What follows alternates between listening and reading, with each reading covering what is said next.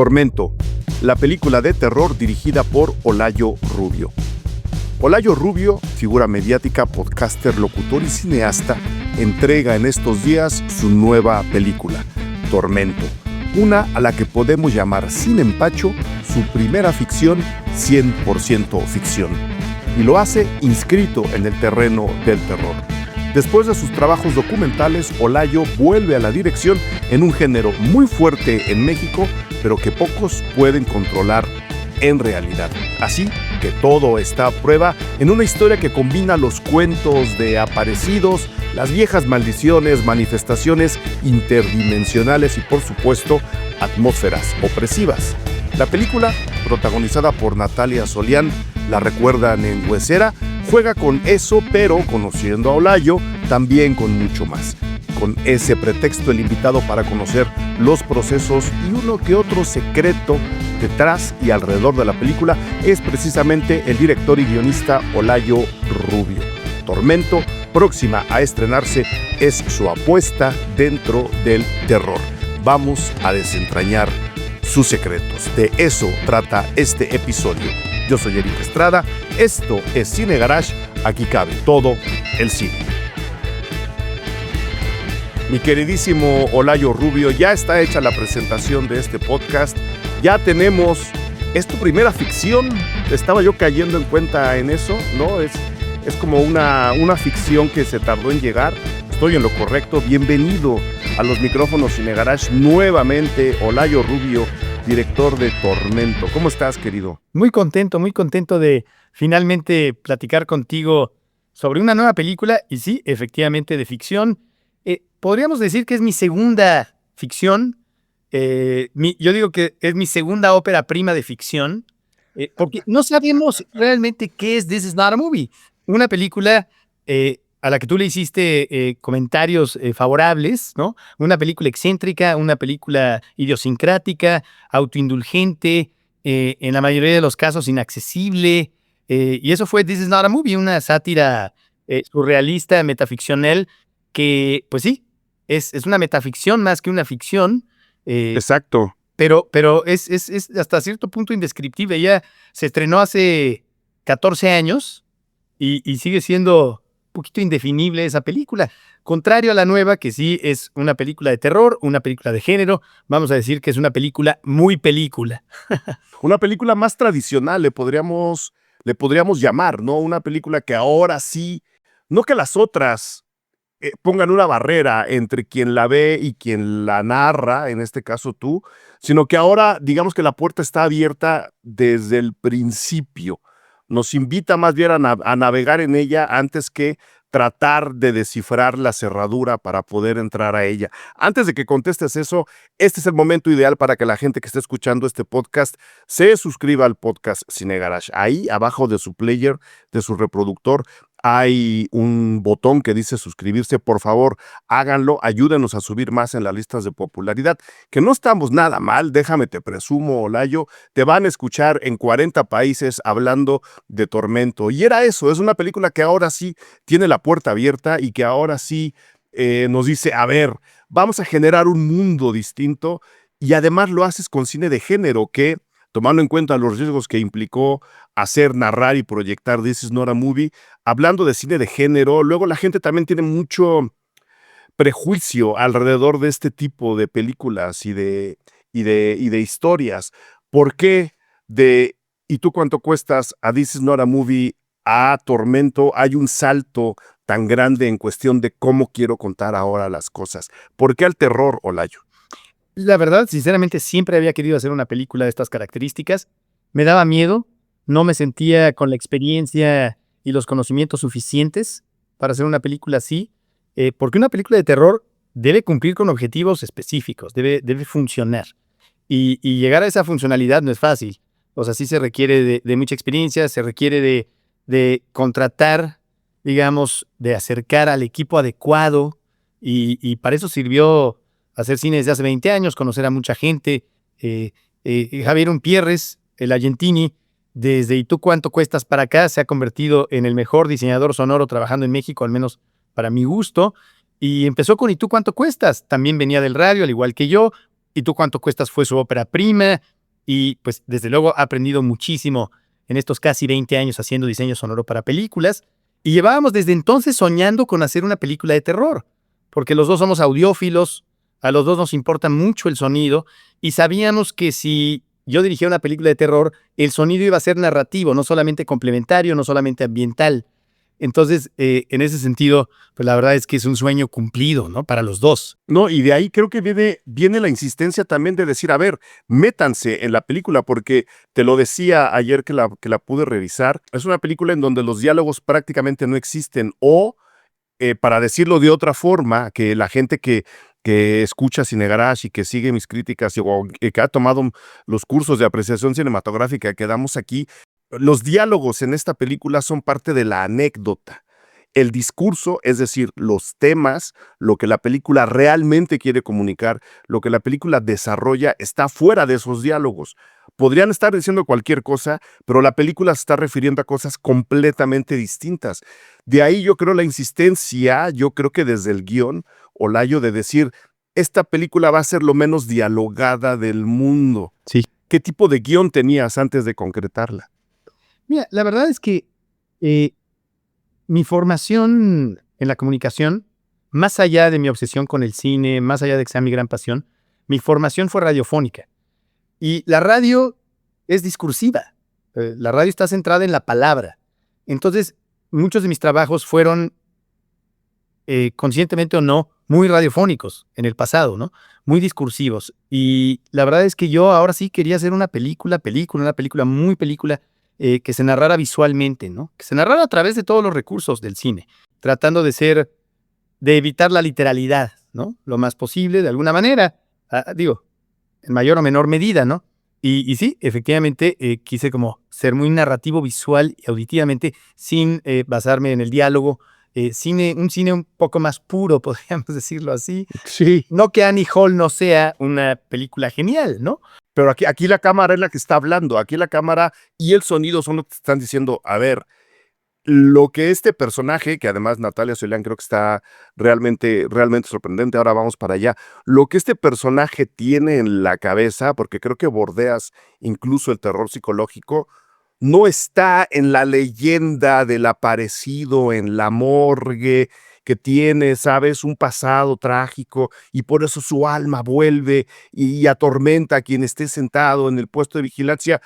Realmente el mundo es interno y por eso creo que la película no debió tener diálogos, que no los tiene casi, pero como dices, todo el universo que esta pobre chava trae en la cabeza está en lo que se escucha y en lo que la cámara alcanza a ver alrededor de ella, ¿no?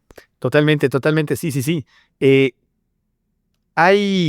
hecho, los diálogos, para mí, los distintos fragmentos de discurso que aparecen en la película son invitaciones a profundizar en las distintas capas de esta cebolla.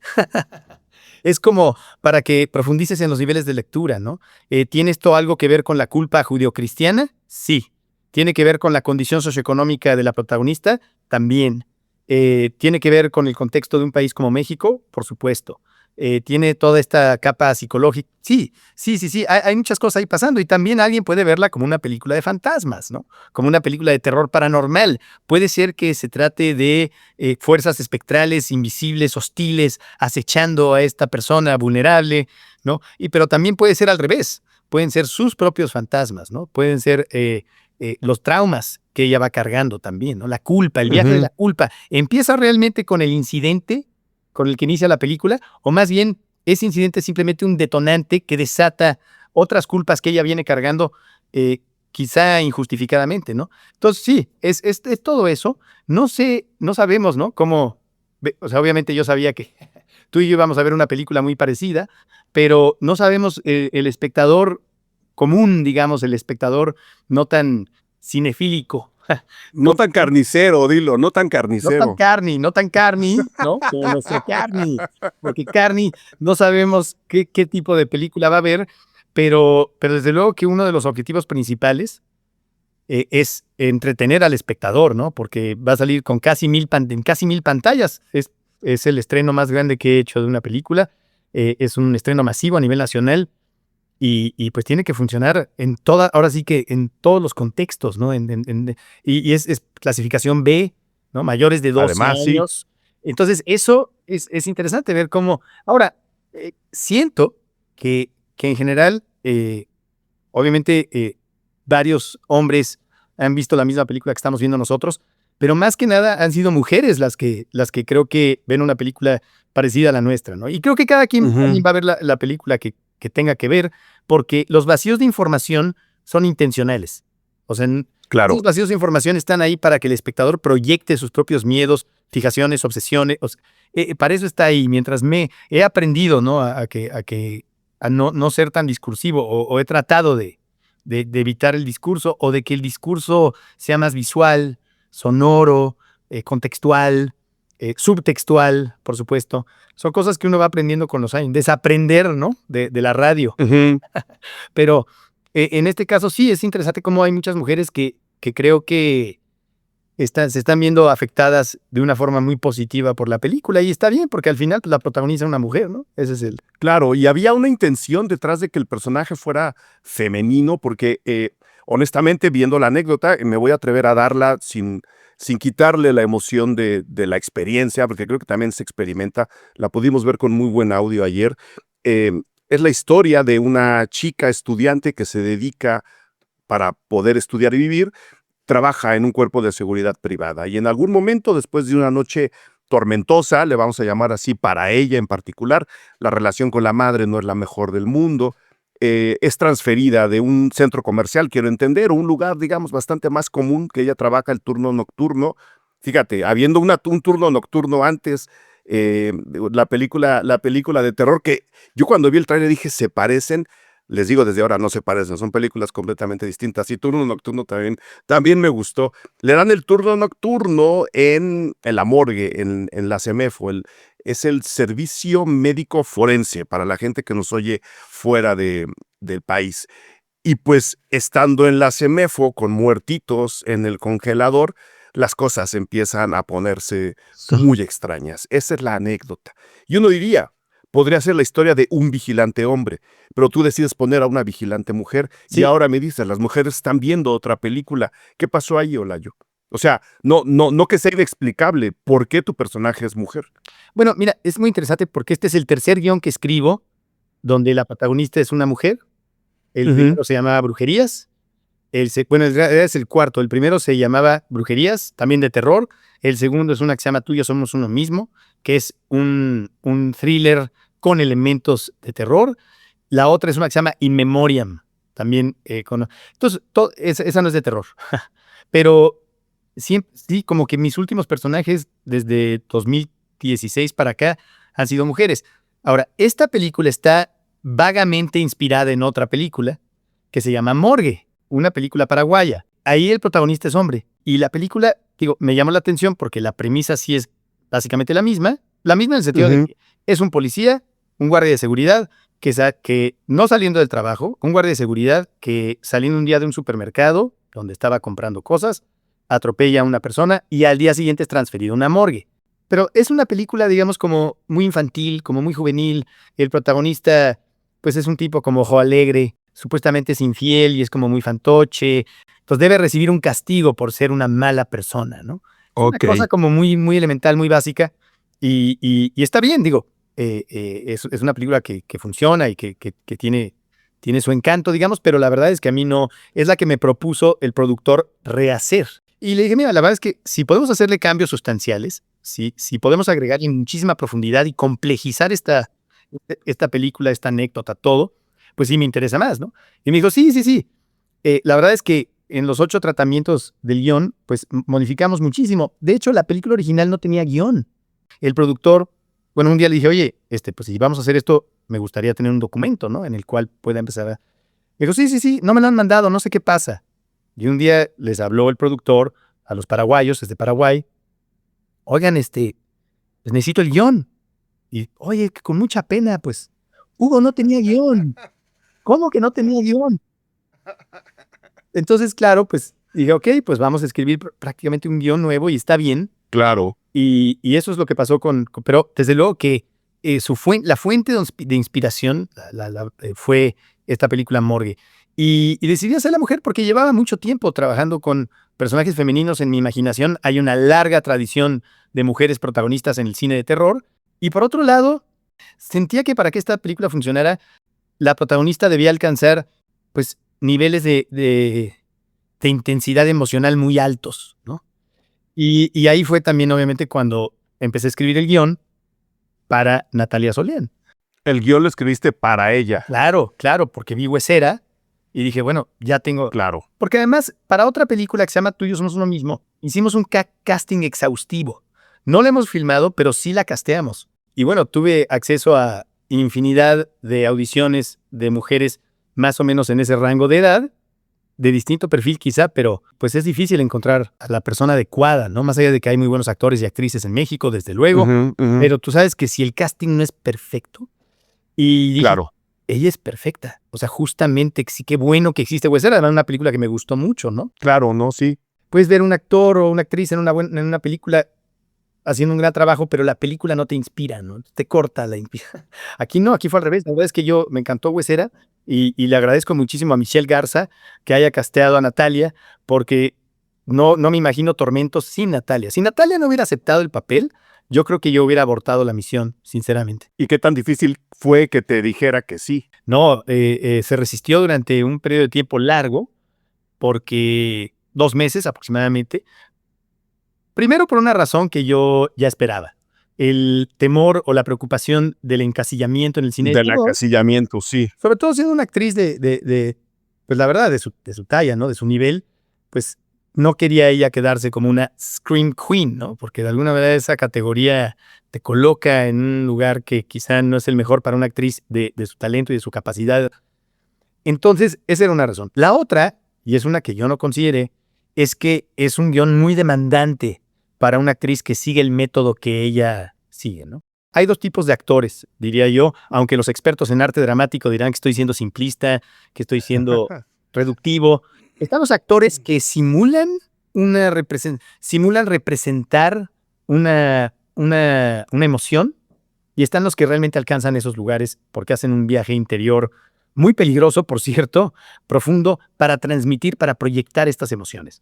Natalia pertenece a la segunda categoría.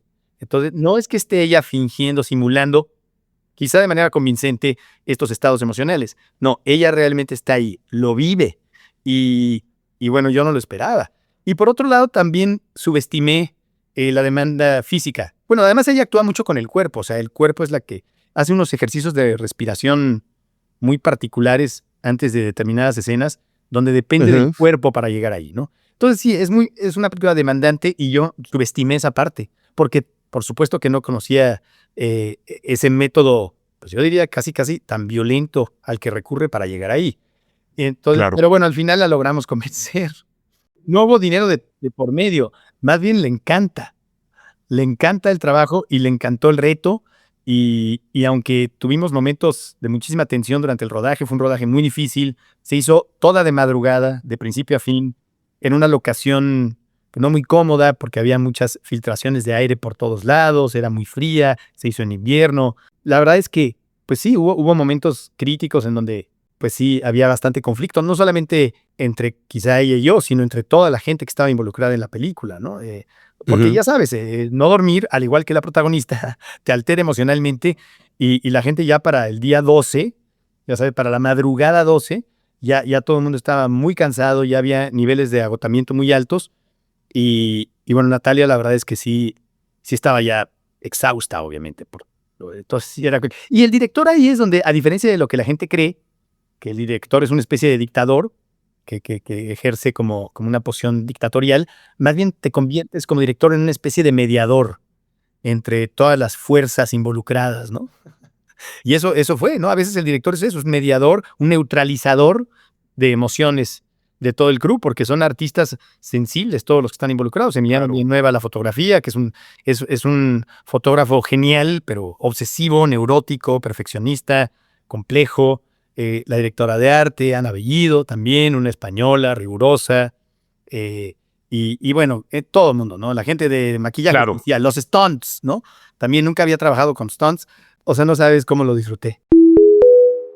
Hola, yo soy Eric Estrada, anfitrión del podcast Cine Garage, y vengo a hacerles una atenta invitación. Vengan a www.patreon.com/Cine Garage y suscríbanse al perfil Patreon de este proyecto, un perfil en el que generamos contenido exclusivo para nuestros suscriptores y en el que y con el cual van a estar enterados al 100% de todo lo que ocurre en el mundo del cine y del audiovisual en México y en el mundo. Ahí tenemos críticas a los estrenos, tenemos cobertura a festivales, hacemos talleres, hacemos encuentros, diseñamos cursos para ustedes para estar siempre hablando de lo que nos interesa, que es el cine. Y dependiendo la suscripción que ustedes elijan, desde la gratuita hasta la mayor, es la cantidad de contenido que ustedes pueden disfrutar ahí adentro. Pero les digo desde ahora, sé que les va a gustar. Suscríbanse como ya lo hicieron Javier Hurtado, Víctor Gochi, Juan García Brindis, Ulises Salas, Fernanda Solórzano, Olga Mateos Zainos, Rosana Reynoso, Marcela Vargas, Oxana Cortés y Jean Osorio. Ellos y ellas ya son Patreons Cine Garage, y con la ayuda de ellos y de ellas y de todos nuestros Patreons y de todos ustedes que decidan suscribirse a partir de ahora, es que podemos seguir produciendo el podcast Cine Garage. Suscríbanse, ahí estamos conversando de cine con ustedes. www.patreon.com/Cine Garage. Ayúdenos a mantener este podcast vivo. Saludos.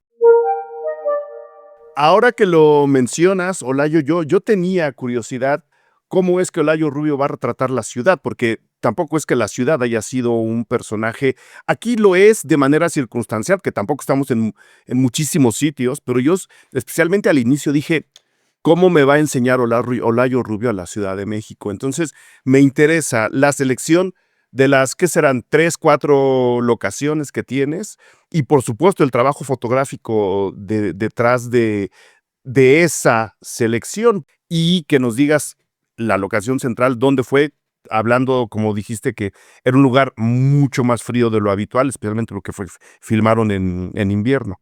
Bueno, algo interesante que se puede mencionar sobre el director de fotografía, sobre Emiliano Villanueva, que puede gustar al público cinefílico y sin duda yo creo que a ti te va a llamar la atención, es que el fotógrafo con el que yo había trabajado en mis 3 proyectos anteriores, uno que todavía nos estrena un documental, es Juan Pablo Ramírez, justamente el director de fotografía de La Cocina, por ejemplo, ¿no?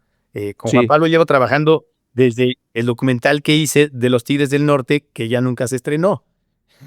Ese que quedó enlatado, ¿no? Esa es otra historia. Esa es otra historia tremenda. Pero bueno, él fue el director de fotografía. Nos hicimos muy amigos porque son documentales en los que viajas a distintos lugares, ¿no? Por ejemplo, con él filmé la toma de protesta de Trump en Washington, la primera, ¿no? Y fuimos a filmar a Mocorito, Sinaloa, viajamos ahí por la sierra. Obviamente entablas ahí una buena amistad con el equipo con el que se hacen ese tipo de películas. Luego hicimos otra donde también filmamos en 8 ciudades diferentes. Fuimos a Albuquerque, Nuevo México. Fuimos otra vez a Washington, a Nueva York, a Filadelfia, aquí, allá. En Los Pinos filmamos también varios días. Y él iba a ser el fotógrafo de esta, pero a la hora de la hora se ocupó con otro proyecto, se desfasaron los tiempos y me quedé sin mi fotógrafo de los últimos años. Y ahí fue cuando pensamos en Emiliano Villanueva, el productor Troy Trujillo y un servidor.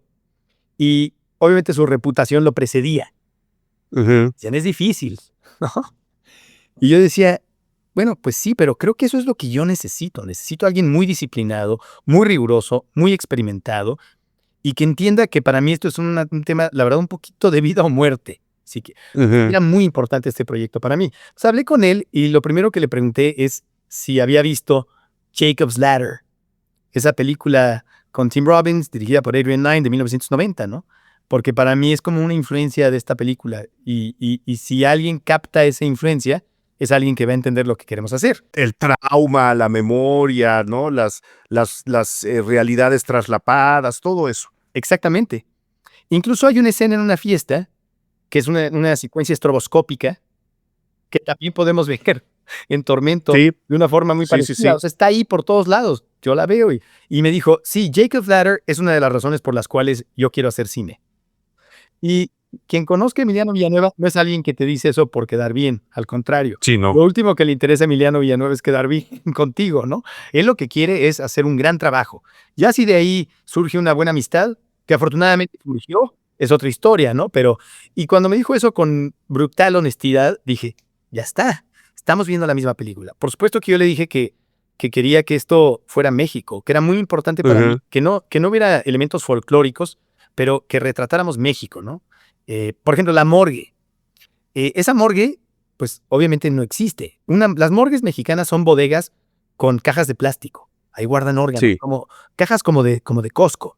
O sea, son lo menos interesante visualmente, no son Y fotogénicas, no son tan grandes, además, no ¿no? son tan grandes, no tienen ese carácter exactamente. Yo nunca había visto una morgue mexicana, yo no sabía cómo era, pero tampoco íbamos a hacer una morgue gringa, ¿no? Entonces, también vimos referencias de morgues en otros países, así en Venezuela, y no servían. Seguimos, ¿cómo sería realmente la morgue que queremos incluir en nuestra película, ¿no? Y entonces, entre la directora de arte, bueno, la diseñadora de producción y Emiliano Villanueva, buscamos todo, ¿no? ¿Qué tipo de elementos queríamos? ¿Qué materiales queríamos?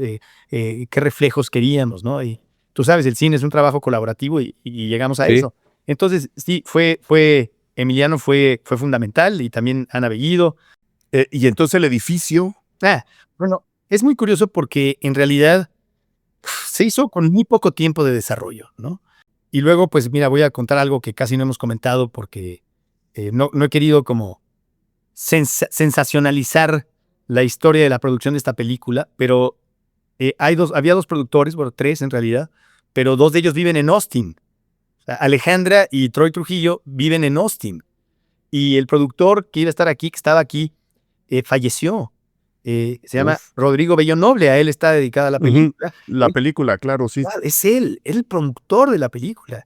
Y murió en Día de Muertos, unos cuantos días antes de que empezáramos a filmar la película. Y con él estaba trabajando. Y bueno, me parecía como interesante mencionarlo en una conversación extensa como esta, pero fue todo un shock para todos, obviamente. Claro, Y claro. con él estábamos buscando locaciones y teníamos muy poco tiempo para encontrar una locación accesible y que funcionara para lo que necesitábamos, ¿no? Que fuera compatible con nuestras necesidades estéticas. Y la verdad es que todo era muy caro, los lugares disponibles no funcionaban, queríamos filmar en 2.35, óptica anamórfica, queríamos hacer una película para las salas, ¿no? Concebida y diseñada para el cine, no para la televisión, aunque eventualmente mucha gente la verá en televisión. Pero sí, la verdad es que queríamos algo muy cinematográfico y era impagable construir esto en un foro, ¿no? Claro. Así que encontramos el exhospital de convalecientes del Centro Médico Siglo XXI, donde se han filmado otras películas, y no lo elegimos porque estuviéramos buscando una locación tétrica, ni mucho menos, ni con los antecedentes que tiene ese hospital, que es un hospital abandonado casi, inhabilitado, digamos, más que abandonado, desde el temblor del 85, y luego fue una especie de depósito de cadáveres durante COVID. Y bueno, es una locación desde luego interesante, pero yo necesitaba más bien su arquitectura, Exacto, los espacios. más que un hospital. O sea, si hubiera sido un hotel, perfecto, ¿no? Sí, Por sí, sí. ejemplo, la morgue que construí, la sala de autopsias, que es lo que la gente le llama morgue generalmente, eso era la cocina. Y la cocina del hospital en realidad era pues un cuarto vacío con escombros, ¿no?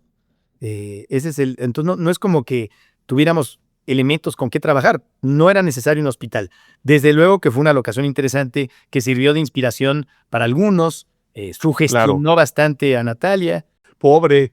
Sí. No, es lo que ella quería, obviamente, ¿no? Pero yo estaba siendo muy pragmático, ¿no? Yo estaba concentrado en la construcción del artificio, muy bloqueado emocional y espiritualmente como para ver fantasmas y ese tipo de cosas, ¿no? Y ahora que mencionaste Jacob's Ladder, que a mí también me gusta mucho, siempre que doy cursos de cine de terror la meto, pero siempre que doy cursos del fin del mundo también la meto. Tengo un curso de fin del mundo y cine, ya luego te cuento. Yo quiero tomar esos cursos. No, pues adelante. Qué diversión. Desde ayer te iba a preguntar, y entiendo mucho el manejo del personaje y el desarrollo, por supuesto, y estas son alucinaciones mías, porque parte del gancho hacia el terror y hacia lo psicológico, que es un terror muy mexicano, ahora quiero que platiquemos de eso rápidamente en la historia, es que hay una especie de enredo de almas, ¿no? En un espacio-tiempo, pero el personaje de alguna forma también se va transformando. Natalia empieza siendo justo un estudiante que tiene que trabajar de noche para pagarse la vida, y se transforma en algo muy distinto, especialmente cuando se quita la camiseta de policía. Y yo dije, ahí está Terminator Por Judgment Day, supuesto, ¿no? claro que sí.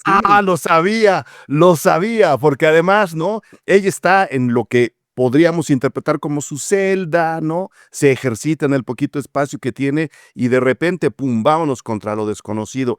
Eso mezclado con Corre Lola Corre, que es el gancho trágico de estas de estas dos almas en pena, una viva, la otra no sabemos en qué dimensión está. Dije, ahí está para mí la definición de la película. Judgment Day con Corre Lola Corre, Olaya. Bueno, es que una vez más, detectaste influencias muy puntuales en mis películas, algo que hiciste desde 2007 cuando estrenamos ¿Y tú cuánto cuestas?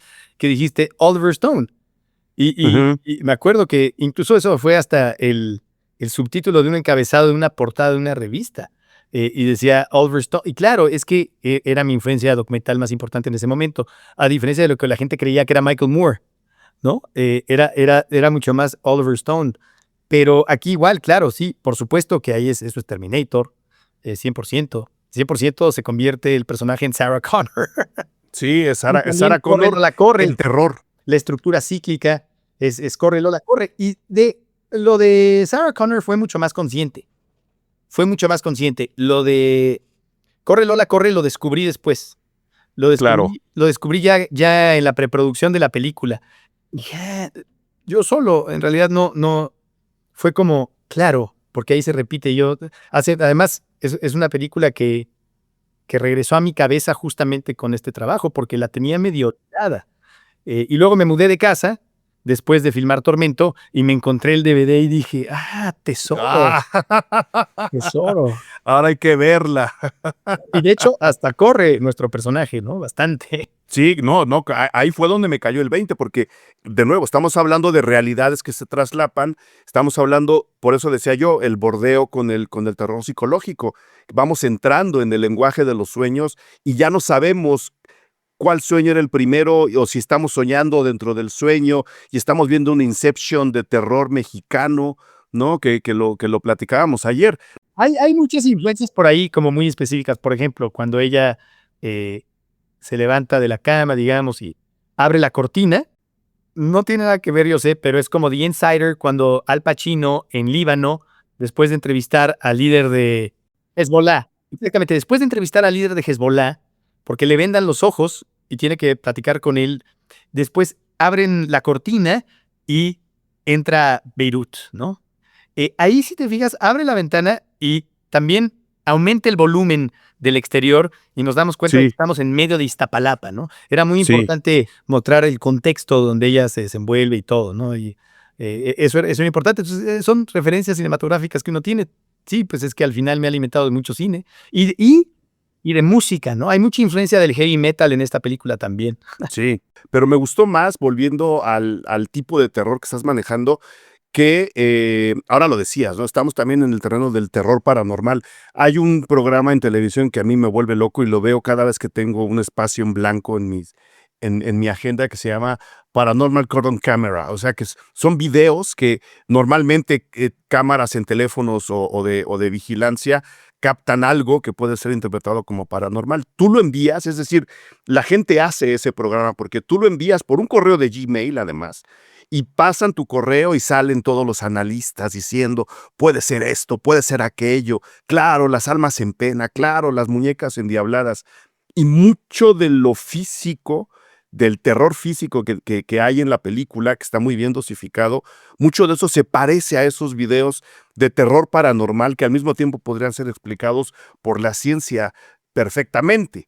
A lo que voy es, para estructurar lo visual de tu terror en la película, porque lo demás ya lo dejamos creo que claro, está el audio y está lo que a ella le pasa y lo que ella cree ver y lo que ella cree soñar, pero en lo visual, ¿hay otras influencias de cine de terror en particular? ¿O simplemente fueron por la libre y las cosas se fueron dando? Si revisaron otras películas para decir, mira, podemos jugar un poco a esto, mira, podemos meternos un poco a esta otra película. Bueno, están las influencias de siempre, ¿no? Los grandes clásicos, El Resplandor y, por supuesto, cosas que están ahí. Texas Chainsaw Massacre no fue una influencia o sea, para mí, pero sí se la presenté a Natalia por Ok. el tema del rango expresivo al que llega esa película, ¿no? Porque la última sobreviviente de Masacre en Texas llega a unos Sí. niveles de estrés y de angustia tremendos, ¿no? Pues no es para menos, está secuestrada por unos caníbales, ¿no?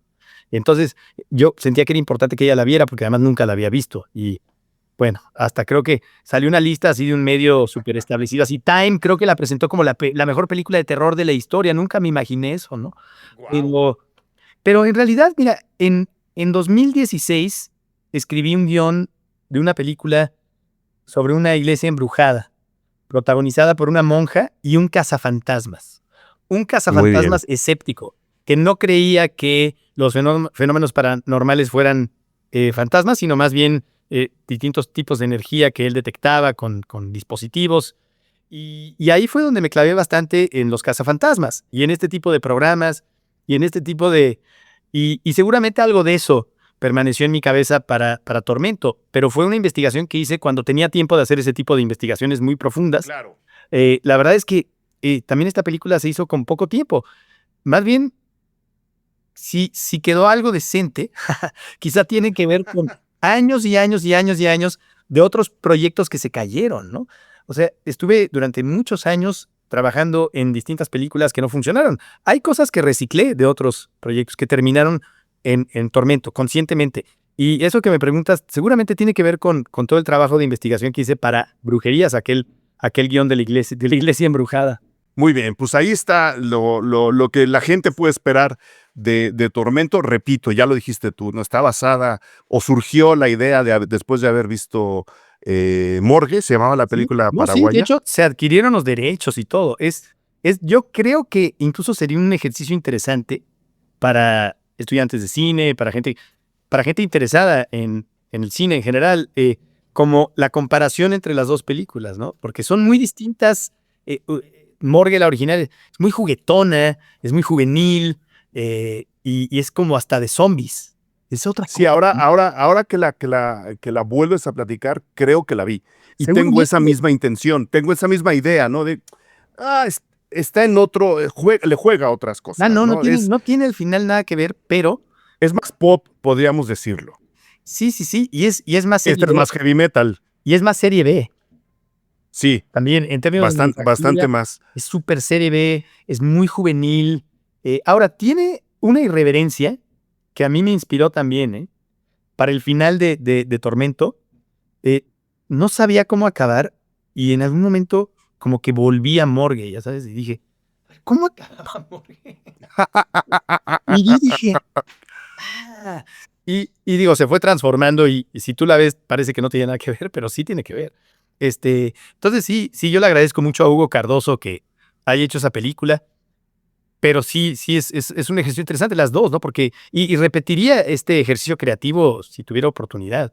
De verdad es muy interesante cómo puedes trabajar con algo y llevarlo a otro lado, ¿no? Y complejizarlo y hacer otra cosa, porque al final uno se tiene que vincular artística y emocionalmente con la obra, ¿no? Porque si no, entonces termina siendo lo que un amigo llama secretario fílmico. Ya no estás haciendo una película, ¿no? Ya estás elaborando otro tipo de cosas. Pues ahí están los comentarios, Olayo. Yo ya te dije, a mí la película me gustó, me pareció una experiencia realmente entretenida y divertida. Yo que soy fan del terror y yo que soy fan de las películas donde casi no se habla, ahí estaba yo en mi mero mole, entonces te lo quería comunicar. Dices que va a ser un estreno grande, 1000 pantallas. Casi 1000 pantallas, no 1000, pero sí casi 1000. Lo que pasa es que además, ya sabes, va cambiando, o sea, dependiendo de qué tan ruido está haciendo la película. Afortunadamente, era una película muy chiquita en su origen. Cuando Troy Trujillo, el productor, fue al set por primera vez, me dijo, no mames, esta película de chiquita ya no tiene nada. No, obviamente pensando en términos mexicanos. Y luego igual, la distribuidora también la ha ido como creciendo de tamaño. Entonces, así ha sido como una bolita de nieve para todos. Yo estoy contento y sobre todo, la verdad, yo sabía que esta te iba a gustar. Como que de conocerte desde hace tantos años, dije, Eric Estrada no me da tanto miedo. Ay, sí, el carnicero no me da tanto miedo en esta, porque En sí, esta no. en esta no, porque sé que esta en particular sí le puede gustar. Entonces, qué bueno, Pues gracias. ahí está. A mí me gustó, yo se lo dejo ahí a toda la gente. Aquí recibimos todos los comentarios. Olayo Rubio, mil gracias por haber venido al podcast Cine Garage por primera vez. En los micros de Cine Garage ya habías estado, habíamos hecho varias entrevistas, en Claro. otros proyectos previos también, pero al podcast esta es la primera vez. Cuando quieras y bueno, también está Convoy es tu casa, cuando quieras hacer algo, quieras platicar de cine, cuando quieras hacer algún proyecto, ya sabes que siempre está Convoy para ti. Muy bien, pues muchísimas gracias. Invitación aceptada. Nos vemos pronto, Olayo. Nos debemos unos mezcales. Exacto, es lo que te iba a decir, porque esto es así muy acá, pero tenemos que... Está quedando grabado para la posteridad, ¿eh? Me encanta. Gracias por escuchar Cine Garage. Si nos escuchas en Apple Podcast, regálanos una reseña para que más gente descubra este podcast. Suscríbete a Cine Garage siguiéndonos donde sea que escuches este programa para enterarte de nuestros próximos episodios. Cine Garage es parte de Sonoro. Ingresa a sonoromedia.com para escuchar más de los podcasts que aquí se producen.